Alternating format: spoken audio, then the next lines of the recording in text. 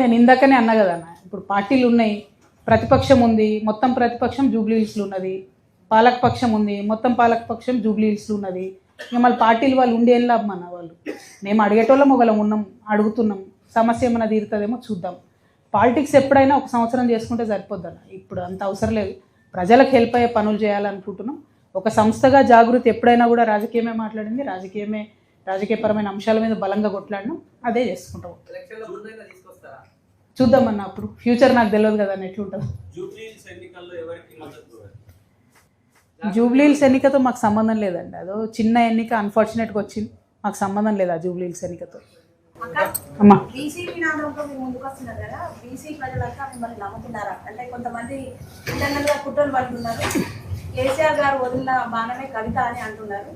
అంటే ఖచ్చితంగా బీఆర్ఎస్ నుంచి బయటకు వచ్చింది కాబట్టి మిమ్మల్ని పూర్తి స్థాయిలో ఒక స్వచ్ఛంద సంస్థగా నమ్మలేకపోతున్నారు. మా బీఆర్ఎస్ నుంచి నేను బయటికి రాలే అమ్మ, బయటికి పంపించిరు, బాగా సీరియస్గా ఆలోచన చేసి సస్పెండ్ చేసి బయటికి పంపించిరు, నేను బయటికి రాలే.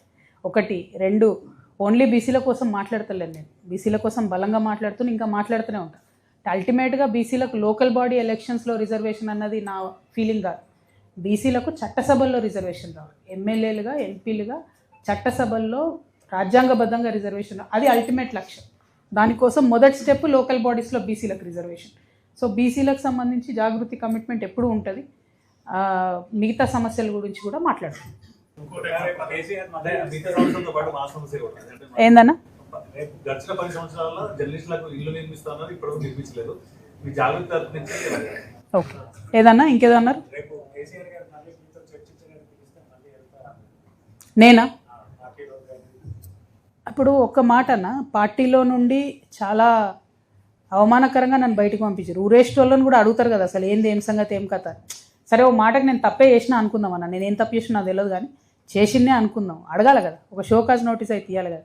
డైరెక్ట్గా సస్పెండ్ చేయడం అన్నది చాలా అవమానకరం అన్న. నేను కూడా తెలంగాణ బిడ్డనే, ఆకలినైనా తట్టుకుంటాం కానీ అవమానాన్ని తట్టుకోలేం కదా. అందుకే నేను కూడా ఎమ్మెల్సీ పదవికి రాజీనామా చేసిన అన్న, డెఫినెట్గా పార్టీ ప్రాథమిక సభ్యత్వానికి రాజీనామా చేసిన. నేను కేసీఆర్ బిడ్డనవడం నా అదృష్టం, 101% డౌట్ లేదు. కేసీఆర్ గారు తండ్రిగా పిలిస్తే ఖచ్చితంగా వెళ్తాను. రాజకీయంగా చర్చించడానికి ఏమీ లేదు, చర్చించేటటువంటి నావ దాటిపోయింది కదా, నా టైం దాటిపోయింది. తండ్రిగా పిలిస్తే ఖచ్చితంగా వెళ్తాను. తండ్రిగా తల్లిగా వారిద్దరిని చూసుకోవడం, వారికి ఆరోగ్యపరంగా కానీ ఇతరత్ర ఏమైనా ఇష్యూస్ ఉన్నా కూడా ఖచ్చితంగా పోతాను. నేను బిడ్డని, దానిలేము. పాలిటిక్స్ వేరు, పర్సనల్ వేరు. పొలిటికల్గా మాత్రం బీఆర్ఎస్ పార్టీతో నాకు ఎటువంటి సంబంధం లేదు.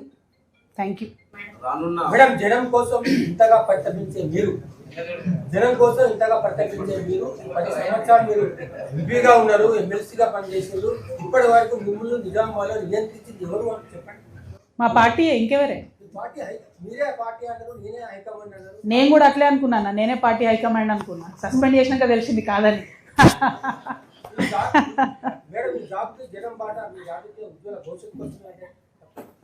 నేనేమంటున్నా, భవిష్యత్తులది ఎవరి భవిష్యత్తుల నిర్మాణం అయితే తెలియదు. జనరల్గా ఏ రాష్ట్రంలో అయినా ఒక మార్పు జరిగినప్పుడు, ఒక విప్లవాత్మకమైనటువంటి సంఘటన జరిగినప్పుడు కొన్ని రాజకీయ జీవితాలు అతలకుతలమవుతాయి. ఏం జరుగుతుందో ఫ్యూచర్ తెలుసు. నా విషయంలో పర్సనల్గా నాకు ఇబ్బంది జరిగింది. నేను 20 ఏళ్ళు పనిచేసిన పార్టీ నుండి సస్పెండ్ చేసిన తర్వాత నేను దీంట్లోంచి పాజిటివ్గా ప్రజలకు పనికొచ్చే పనులు చేయాలనుకుంటున్నా. నా ప్రయత్నంలో నేను ఉన్నాను. Thank you. ఏందన్నా?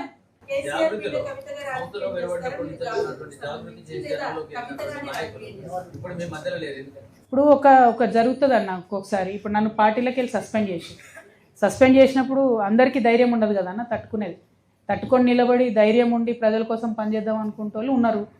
లేదు, కాదు, కూడదు, మనకెందుకు గోడ అనుకునేటోళ్ళు పక్కకు జరిగింది. సింపుల్, ఏముందని. నేను చెప్తున్నా కదమ్మా, నేను ఇప్పుడు రాజకీయం చేయడం లేదు. ప్రస్తుతం నేను సమస్యల మీద పోరాటం చేస్తున్నాను. రాజకీయం లాస్ట్ 1 year చేస్తాం, అప్పుడు చూపిస్తాం ఆడపిల్లలు ఎట్లా రాజకీయం చేస్తాం. ఇప్పుడు అవసరం లేదు రాజకీయం, ఇప్పుడు ఓన్లీ ప్యూర్లీ ఇష్యూస్ మీద మాట్లాడతాం. ఎందుకంటే మీరైనా నేనైనా పేగులు తెగేదాకా కొట్లాడినాం తెలంగాణ రావాలి. వచ్చిన తర్వాత కూడా ఇంకా వరంగల్కి అండర్ గ్రౌండ్ డ్రైనేజ్ లేకపోవడం ఏంది చెప్పు? అన్యాయం కాదా? వరంగల్ వరదలు వస్తే మునగడం ఏంది చెప్పు? ఎంత అవమానం ఇది మనకు తెలంగాణకి. నవీనోన్ ముందు జారిపడొద్దు అనుకున్నాం కదా, జారిపడ్డట్టే అయింది కదా. ఇప్పుడు ఆడ ఆంధ్ర మునిగితే మనము అనుకుంటే వీళ్ళకేం వస్తలేదని, మరి వరంగల్ మునిగింది, ఏమనాలి ఇప్పుడు? ఎవరు రెస్పాన్సిబుల్ దీనికి? ఇట్లాంటి ఇష్యూస్ మీద ఇప్పుడు ఆలోచిద్దాం. నేను పాలిటిక్స్ పక్కా చేస్తా, ఇప్పుడు కాదు, టైం ఉంది. పాలిటిక్స్ చేసినప్పుడు ఈ రుద్రమదేవి నేల సాక్షిగా చెప్తా ఉన్నా నేను, ఆడబిడ్డలు రాజకీయం చేస్తే ఎట్లుంటుంది అన్నది చూపిస్తాం. ఇప్పుడు కాదు, ఇప్పుడు సమస్యల మీద మాట్లాడదాం, ఇప్పుడు ఇష్యూస్ మీద మాట్లాడదాం. పెన్షన్లు పెరుగుతలేవు అసలు. 2000 పెన్షన్ 4000 చేస్తాడు రేవంత్ రెడ్డి గారు. ఎంతమంది ఆడబిడ్డలు బాధపడుతూ ఉన్నారు.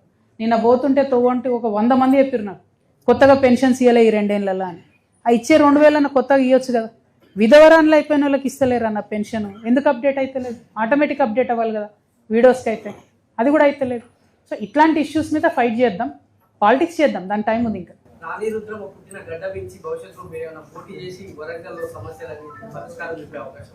అంటే నాకు బేసిక్ క్వాలిఫికేషన్ లేదు కదన్న, నాకు భూమి కబ్జా చేసుడు రాదు. మీ వరంగల్లో ఎమ్మెల్యే కావాలన్నా ఏం కావాలన్నా మొదలు అది ఉండాలన్నట కదా. ఇప్పుడు అది మారుద్దాం, అది మారితే మళ్ళీ ఆలోచన చేద్దాం వరంగల్కి వెళ్ళి పోటీ చేసేది. ఆ బేసిక్ క్వాలిఫికేషన్ తెచ్చుకుందామా లేకపోతే రూల్స్ మారుద్దామా ఆలోచన. దాన్ని మార్చినాక definitely we will try. Thank you. చెప్పు. పాలనలో 10 ఏళ్ల పాలనలో అవినీతి జరిగిందని కాంగ్రెస్ ఆరోపిస్తుంది. ఆ అవినీతి మీద మీరు పోరాటం చేయాలంటారా? ఇప్పుడు చేస్తున్నది ఏందన్నా, నేను 2 ఎగ్జాంపుల్స్ చెప్పిన, మీరు రాయండి, ఎంతగా రాస్తారో చూద్దాం. మీరు ఏం పేపర్ మీరు చెప్పుర్రి, రేపు పొద్దుగాల మీ పేపర్ చూస్తాను. V6 ఏందే V6 వెల్గా? ఎస్ నేను కాదంటలేను. నేనేమంటున్నా అంటే 2 చెప్తున్నా నేను. 900 కోట్లు స్మార్ట్ సిటీ ఫండ్స్ వచ్చినాయి అబ్బా, 500 కోట్లు భద్రకాళి చెరువులో ఓసిరు అమ్మవారి సాక్షి. అదొకటి రాయండి రాస్తే. రెండోది 1100 కోట్లతో ప్రారంభమైన MGM హాస్పిటల్ 1700 కోట్లకు పోయింది. అది హరీష్ రావు గారికి సంబంధించిన బినామీ సంస్థ చేస్తున్నది. ఎందుకు 600 కోట్లు పెరిగింది ఎస్టిమేటు? పెరిగిన 600 కోట్లకు 6 ఫ్లోర్లు పెంచిర్రా? ఏం చేసిర్రు? రాయండి. ఇది అవినీతి కాదా? ఎవరి హయాంలో జరిగింది అన్నది కాదు, ఎందుకు పెరిగిందని అడుగుతున్నాను నేను. మొన్న ఆదిలాబాద్ పోతే కూడా అక్కడ కూడా అట్లే అయింది. 300 కోట్లతో స్టార్ట్ అయిన ప్రాజెక్టు 2000 కోట్లకు పెరిగింది. ఇంకా పని అయితే పూర్తి కాలే, నీళ్ళు అయితే వస్తలేవు జనంకు. ఇది అవినీతి కాదా? ఏ జిల్లాకు ఆ జిల్లా ఎండగడుతున్నాం. మీరు రాయగలిగితే మీకేం బేషజాలు చెప్తే మీరు రాయండి, నాకేం ప్రాబ్లం లేదు.